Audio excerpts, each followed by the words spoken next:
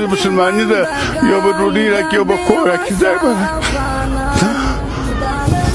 زه خپله بیمار یم نن دویمه ورځ دلته ناست یم هېڅ شی راکړه نشته شیانه سره دي هېڅ هم نه لرو نه کور لرو نه کوټه لرو هېڅوک نه دي چې اعلان کړی چې یاره دا فلاني دولت کې مړه شو پاکداري چې خوا ده په خپله کړې ده وراره د تشناب سهولت نشته وروره زمونږ خویندو میندو ته په دې مخلوق کې په دې باباګانو په دې ځوانانو کې دا سیاسره چیرته لاړه شي دا چیرته لاړه شي دا سیاسره دغه زمونږ سیاسره وایي چې په هغه جیل کې خوا خو پنجاب کې کار کوو اوله ما دغه دوه زمینې سره کړي په پیسو کې چې څه پیسې اخیستې ما وسوه هغه موږ مال نه خرڅ کړو کور مو نه خرڅ کړو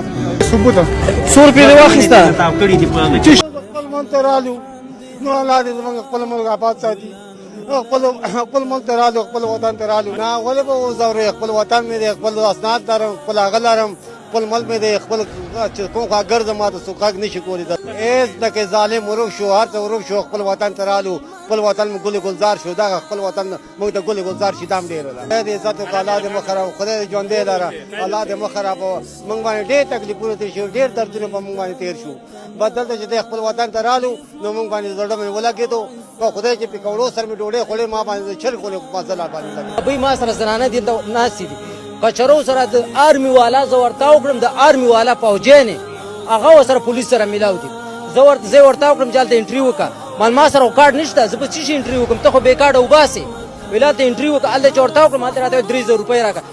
پولیس نه ایستم او 3000 روپۍ ما نه به بېعزتي واخیستلې چې زنانه ما سره وي او ښه به بېعزتي واخیستې څومره بېعزتۍ چې د هغوی وس کېږي هغه هم افغانانو سره کوي او وایي که او کوي به دې نه پس به یې کوي دویم چې موږ یو غږ جګ نه کړو او ترېنه را نه شو کل هم افغان قسم په خدای په دوسۍ زندگی د پاکستان کې دوسۍ زندگی ولا ما خپل ټیکسي چلاوله ما دغه مریض وړو شپخانه ده د پاکستانی